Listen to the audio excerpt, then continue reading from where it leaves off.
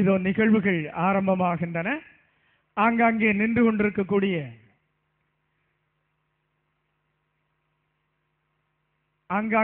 கொண்டிருக்கக்கூடியவர்கள் விரைவாக இந்த மேடைக்கு முன்பாக வந்து அமரும்படி உங்களை அன்போடு கேட்டுக்கொள்கிறோம். நிகழ்ச்சியை துவங்க முகமாக தமிழ்த்தாய் வாழ்த்தை பாடி தமிழன்னையை வணங்குவோம். திரு பழனியா பிள்ளை அவர்கள் தமிழ்த்தாய் வாழ்த்து பாடுகிறார்கள். அனைவரும் எழுந்து நிற்போம்.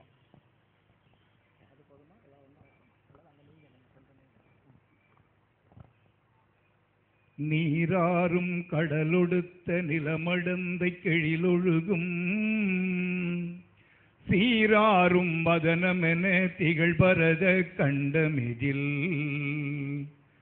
தெக்கணமும் அதில் சிறந்த திராவிடனல் திருநாடும் தக்க சிறு பிறை நுதலும் தரித்தனரும் திலகமுமே அத்திலக வாசனை போல் அனைத்துலகும் இன்பமுற எத்திசையும் புகழ் மணக்க இருந்த பெரும் தமிழனங்கே தமிழனங்கே உன் சீரிழமை திறமியந்து செயல் மறந்து வாழ்த்துதுமே வாழ்த்துதுமே வாழ்த்துதுமே. விருந்தினர்களை வரவேற்க நூர் அல் இஸ்லாம் பல்கலைக்கழகத்தினுடைய இயக்குனர் முனைவர் ரத்னம் அவர்களை அன்போடு அழைக்கின்றனர். ஆண்டோர் பெரிய மக்களே, அனைவருக்கும் எனது மாலை வணக்கங்கள்.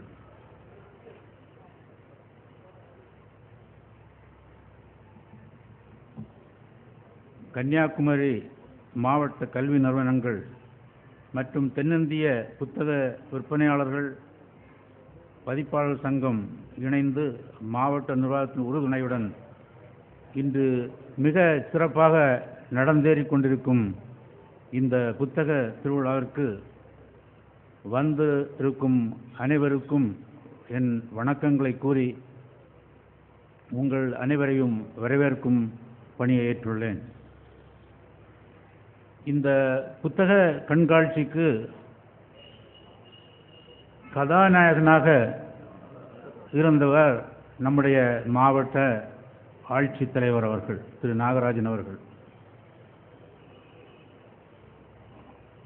அவர் கலந்து கொள்ளவில்லை என்றாலும் நாம் அனைவரும் சார்பாக அவருக்கு முதற்கண் என் வணக்கங்களையும் வாழ்த்துக்களையும் கூறி இந்த மேடையில் பேச எனக்கு வாய்ப்பளித்த எங்கள் நூருல் இஸ்லாம் பல்கலைக்கழக வேந்தர் அவர்கள் டாக்டர் ஏபி மஜீத் கான் அவர்களுக்கும் எனது நன்றினை கூறி ஆரம்பிக்கிறேன். இந்த புத்தக திருவிழா இன்று 6வது நாளாக நடந்தேறிக் கொண்டிருக்கிறது. இந்த நாளில் உங்கள் அனைவருக்கும் இன்று மாலை 4 மணி முதல் கலை நிகழ்ச்சிகள் நடந்தேறிக் கொண்டிருந்தன. அவை அனைத்தும் இந்த ரோஹிணி பொறியியல் கல்லூரி மாணவர்களால் நடத்தப்பட்டது. அவர்களுக்கு முதற்கண் என் நன்றியையும் வாழ்த்துக்களையும் கூறி ஆரம்பிக்கின்றேன். இந்த மேடையில் இன்று பெரிய தலைவர்கள் அமர்ந்திருக்கிறார்கள். இந்த விழாவிற்கு தலைமை ஏற்று நடத்துவர் திரு செழியன் அவர்கள் நமது தமிழ்நாட்டு தமிழ் வளர்ச்சித்துறை துணை இயக்குனர் அவர்களாக இருக்கிறார்கள். அவர்களை உங்கள் அனைவர் சார்பாகவும் எங்கள் கல்வி நிறுவனம் சார்பாகவும் வருக வருக என்று வரவேற்கிறேன். அடுத்தபடியாக நம்மோடு துணை ஆணையர் குணசேகரன் அவர்கள் வந்துள்ளார்கள். அவர்களும் உங்களோடு உரையாடுவார்கள். அவர்களை உங்கள் சார்பாகவும் நம் கல்வி சார்பாகவும் வரவேற்றுக் கொள்கிறேன். சிறப்பு விருந்தினர்களாக திரு சு வெங்கடேசன் அவர்கள் இன்று காலத்தை வென்ற இலக்கியங்கள் என்ற தலைப்பில் நம்மோடு உரையாற்ற வந்துள்ளார்கள். அவர்களுடைய புலமை அவருடைய விருது சாகித்ய அகாடமி பறைசாற்றும். அவர்களுக்கும் உங்கள் அனைவரது சார்பாகவும் எங்கள் கல்வி நிறுவனங்கள் சார்பாகவும் வருக வருக என்று வரவேற்றுக் கொள்கிறேன். அடுத்தபடியாக பேராசிரியர் குமாரசெல்வா அவர்கள், தமிழ் பேராசிரியர்கள், அவர் இன்று நம்மோடு 3ஆம் உலகம் கவிதைகள் என்ற தலைப்பில் பேச உள்ளார்கள். அவர்களையும் உங்கள் அனைவர் சார்பாகவும் எங்கள் கல்வி நிறுவனங்கள் சார்பாகவும் வருக வருக என்று வரவேற்கிறேன். அடுத்தபடியாக நம்மோடு திரு வெங்கடேசன் அவர்கள்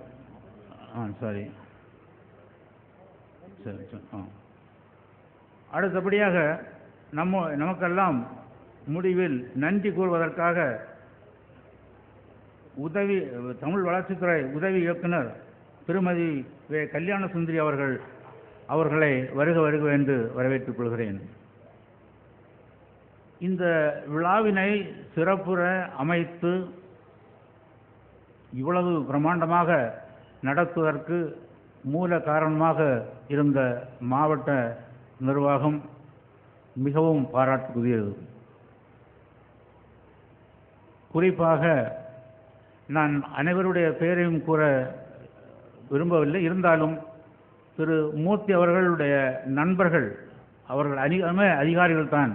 அவர்கள் இவ்வளவு முயற்சி எடுத்து மிக அருமையாக நடத்தி கொண்டிருக்கிறார்கள். அவர்கள் அனைவருக்கும் நம் அனைவரும் சார்பாகவும் நன்றியும் வாழ்த்துக்களையும் கூறி அவர்களையும் வருக வருக என்று வரவேற்றுக் கொள்கிறேன். இந்த விழா நடந்து கொண்டிருக்கும் போது அனைத்தையும் நம்முடைய மக்கள் கொண்டு செல்லும் செய்தித்துறை மற்றும் தொலைக்காட்சி நண்பர்கள் அனைவரையும் வருக வருக என்று வாழ்த்துகிறேன். அடுத்தபடியாக இந்த புத்தக கண்காட்சியை இங்கு நடத்தி கொண்டிருக்கும் புத்தக கம்பெனி அவர்கள் அதிகாரிகள் மற்றும் ஊழியர் அனைவரையும் வருக வருக என்று வரவேற்கிறேன். இந்த விழாவிற்கு பாதுகாக்க அரணாக அமைந்த காவல்துறை அதிகாரிகளையும் ஊழியர்கள் அனைவரையும் வருக வருக என்று வரவேற்கிறேன். நிறைவாக இந்த விழாவில் கலந்து கொண்டு மகிழ்ந்து பங்கேற்க வந்திருக்கும் பெரிய அறிவோர்களே, தாய்மார்களே அனைவரையும் வருக வருக என்று வரவேற்கிறேன். அடுத்தபடியாக இதற்காக ஒலி வழங்கிக் கொண்டிருக்கும் நண்பர்களுக்கும் மற்றும் அனைவருக்கும் எங்கள் கல்வி நிறுவனங்கள் சார்பாக வருக வருக என்று வரவேற்று அமைகிறேன். நன்றி. தலைமை உரையாற்ற வருகிறார்கள் தமிழ் வளர்ச்சித்துறை துணை இயக்குனர் முனைவர் கோ. செழியன் அவர்களை அன்போடு கன்னியாகுமரி மாவட்ட கல்வி நிறுவனங்களும் தென்னிந்திய புத்தக விற்பனையாளர் மற்றும் பதிப்பாளர் சங்கமும் இணைந்து முக்கடலும் சங்கமிக்கின்ற இந்த இடத்திலே மேலும் ஒரு கடலாக பல்லாயிரக்கணக்கிலே லட்சக்கணக்கிலே புத்தகங்களை சங்கமிக்க வைத்து ஒரு மாபெரும் புரட்சியை ஏற்படுத்தி இருக்கிறார்கள். புத்தகம் என்பது ஏதோ விலைக்கு வருவது, அதை நாம் வாங்குவது என்பது மட்டுமல்ல, மனிதனை மனிதனாக்குவது, அவனை பக்குவப்படுத்துவது, பாரிலே உயர்த்துவது. அத்தகைய ஒரு விழாவிற்கு எங்கள் துறையின் இயக்குனருக்கு விடுக்கப்பட்ட அழைப்பு தவிர்க்க முடியாத சில காரணங்களால் அவர் வருகை தர இயலாததால் எனக்கு இந்த வாய்ப்பு கிடைத்தது. முதலில் அதற்காக நான் எனது நன்றியை தெரிவித்துக் கொள்ள வேண்டும். இதற்கு தலைமை உரை என்று சொல்லும்போது எனக்கு ஒரு ஐயம். ஒருவேளை நான் தலைக்கு மை தீட்டாததால் எனக்கு இந்த தலைமை பொறுப்பா, அல்லது மை தீட்டி இருந்தால் இது கிடைக்காதா என்ற ஒரு ஐயம். எப்படி இருந்தாலும் இந்த பொறுப்பை வழங்கிய இந்த நிர்வாகத்திற்கு எங்கள் இயக்குனர் சார்பாக நான் மிகுந்த நன்றியை தெரிவித்துக் கொள்ள கடமைப்பட்டிருக்கிறேன். இந்த நிகழ்ச்சியில அருமையானதொரு வரவேற்பை நல்கி அமர்ந்திருக்கின்ற நூருல் இஸ்லாம் பல்கலைக்கழகத்தினுடைய இயக்குனர் முனைவர் ஸ்ரீ ரத்னம் நாடார் அவர்களை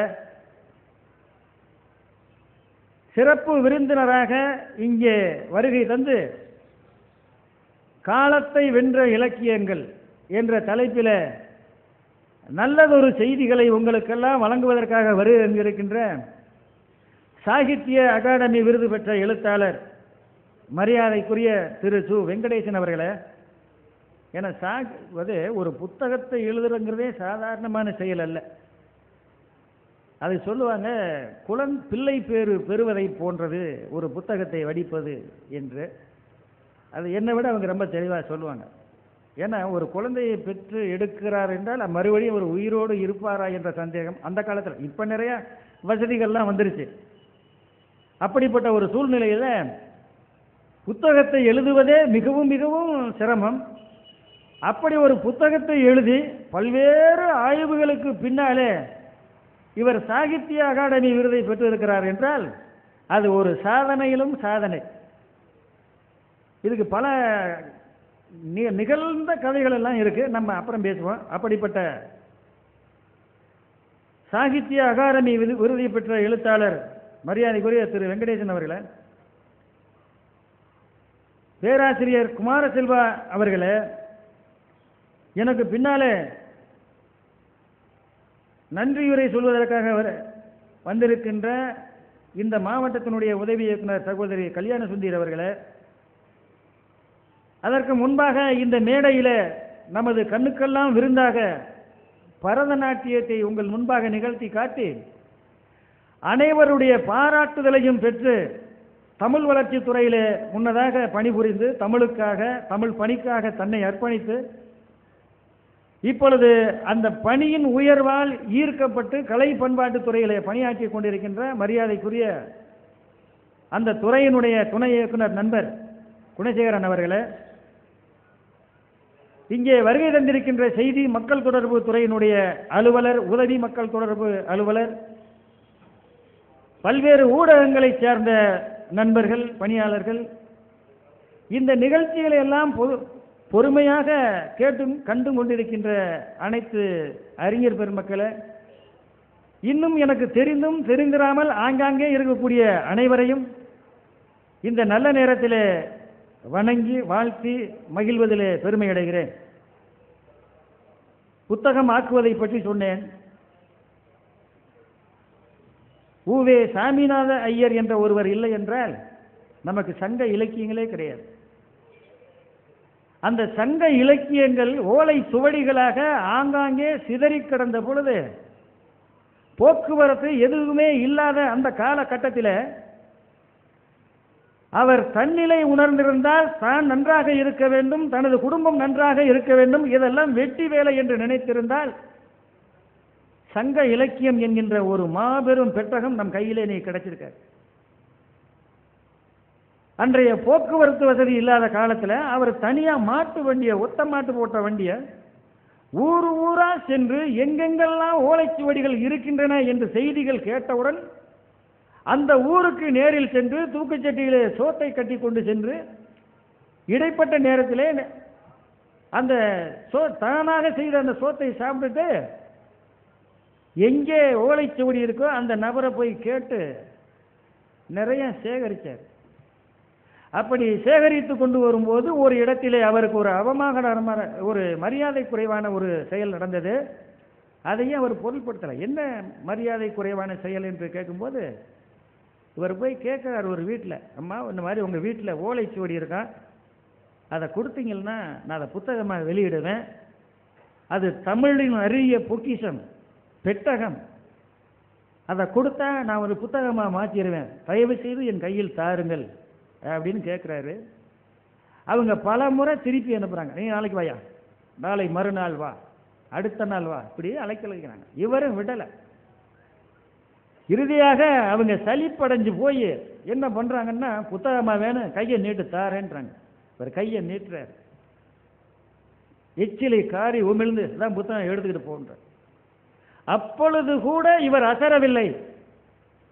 அப்ப என்ன சொன்னார்னா, எனக்காக நீங்க தந்த இந்த பரிசை நான் வாங்கிக் கொள்கிறேன், என் தமிழுக்காக உங்களிடம் ஓலைச்சுவடிகளை தாங்க.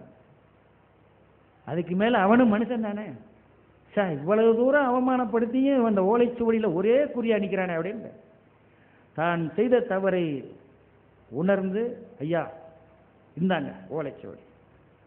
இப்படி தமிழ்நாட்டின் பல்வேறு பகுதிகளிலே ஆங்காங்கே சிதறி கிடந்த ஓலைச்சுவடிகளை எல்லாம் ஒன்றாக திரட்டி இன்றைக்கு சங்க இலக்கியங்களாக நமது கைகளிலே தவள விட்டு இருக்கின்ற அந்த பணியைத்தான் இப்ப பல்வேறு அறிஞர்கள் செய்திருக்காங்க.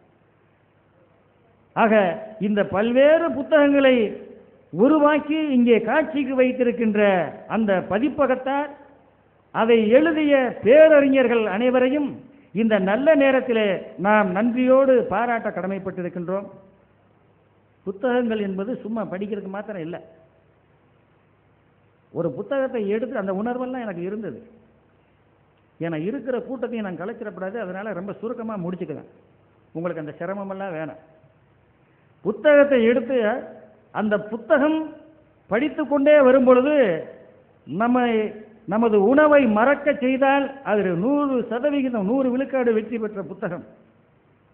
அருகிலே இருக்கக்கூடிய என்ன நடக்கிறது என்பதை மறக்க வைத்தால் அது 100 விழுக்காடு வெற்றி பெற்ற புத்தகம்.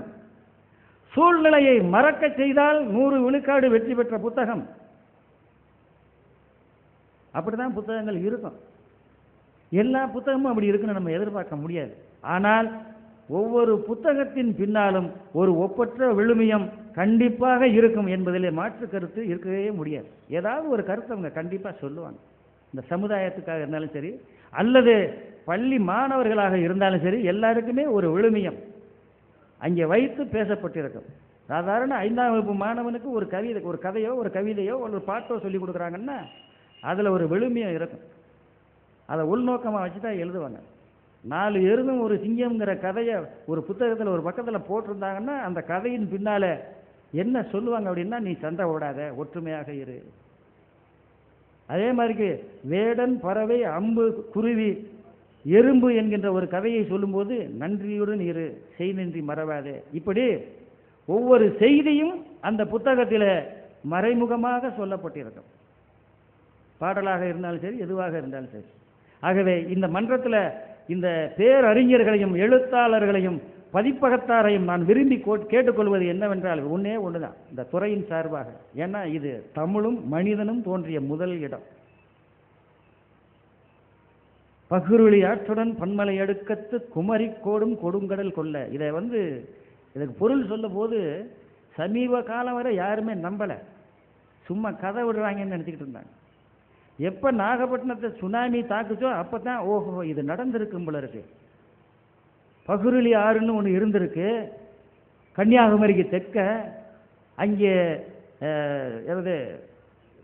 தமிழ் சங்கங்கள் இருந்திருக்கின்றன, பகுருளி ஆறு இருந்திருக்கிறது, அதை கடல் கோளில் அமிழ்ந்து விட்டது என்று இப்போ தான் உண்மையாக உணர்றான். அப்போ முன்னாடி சொன்னதெல்லாம் யாருமே கேட்கல. சிலப்பதிகாரத்தினுடைய பாயிரத்தில் இதில் இருக்கு. பகுருளி ஆற்றுடன் பன்மலை அடுக்கத்து குமரி கோடும் கொடுங்கடல் கொல்லன்னு சொல்லும்போது யாரும் நம்பலை. இப்போ சுனாமி நம்ம கண்ணுக்கு முன்னாடி அடிச்சுட்டு போனதுக்கு முன்னாடி தான் சரி இருந்திருக்குங்கிறது தெரியுது. ஆக நான் என்ன சொல்ல வர்றேன்னா, மனிதன் பிறந்த இடம், மனிதன் தோன்றிய போது மொழி பிறந்த இடம், அந்த மொழிக்கு பெயர் தமிழ், தமிழ் தோன்றிய இடம்.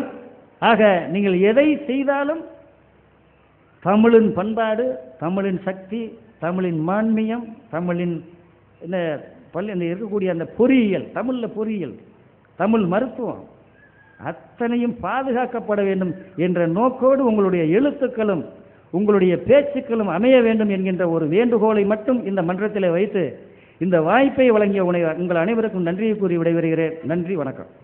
தொடர்ந்து நாம் அத்தனை பேரும் ஆவலோடு எதிர்பார்த்து கொண்டிருக்கக்கூடிய இன்றைய சிறப்பு விருந்தினர் அவர்களின் உரை வருகிறது.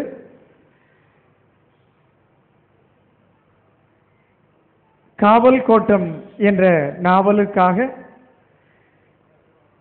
சாகித்ய அகாடமியினுடைய விருதினை பெற்றவர்கள் 4 கவிதை தொகுப்புகளை தந்திருக்கிறார்கள். ஓசையில்லாத புல்லாங்குழல், திசையெல்லாம் சூரியன், பாசி வெள்ளத்தில், ஆதி புதிர் என 4 கவிதை நூல்கள், கலாச்சாரத்தின் அரசியல், ஆட்சி தமிழ் ஒரு வரலாற்று பார்வை உட்பட 6 கட்டுரை தொகுப்புகளையும் தந்தவர்கள் சு. வெங்கடேசன் அவர்கள். மிகச்சிறந்த பேச்சாளர். கடந்த புத்தக திருவிழாவில் தன்னுடைய உரை வீச்சால் அத்தனை பேர் உள்ளங்களையும் கொள்ளை கொண்டவர்கள். அத்தனை சிறப்பு மிகு சு. வெங்கடேசன் அவர்களை இப்போது உரை வீச்சு நிகழ்த்த அன்போடு அழைக்கின்றேன். இந்த புத்தக திருவிழாவின் 6ஆம் நாள் நிகழ்வில் வரவேற்புரை ஆற்றி அமர்ந்திருக்கின்ற நூருல் இஸ்லாம் பல்கலைக்கழகத்தினுடைய இயக்குனர் அவர்களே, தலைமையுரையாற்றிய தமிழ் வளர்ச்சித்துறையினுடைய துணை இயக்குனர் அவர்களே, எனக்கு அடுத்தபடியாக இங்கே 3ஆம் உலக கவிதைகள் என்ற தலைப்பிலே சிறப்புரையாற்ற இருக்கின்ற என் மரியாதைக்குரிய எழுத்தாளர் பேராசிரியர் குமாரசெல்வா அவர்களே, இந்த நிகழ்ச்சியில் நன்றியுரையாற்ற இருக்கின்ற மரியாதைக்குரிய திருமதி வே. கல்யாண சுந்தரி அவர்களே, கூடியிருக்கிற நண்பர்களே, ஊடகத்துறை சார்ந்த நண்பர்களே, உங்கள் அத்தனை பேருக்கும் என்னுடைய அன்பு கலந்த வணக்கத்தை முதலிலே தெரியப்படுத்திக் கொள்கின்றேன்.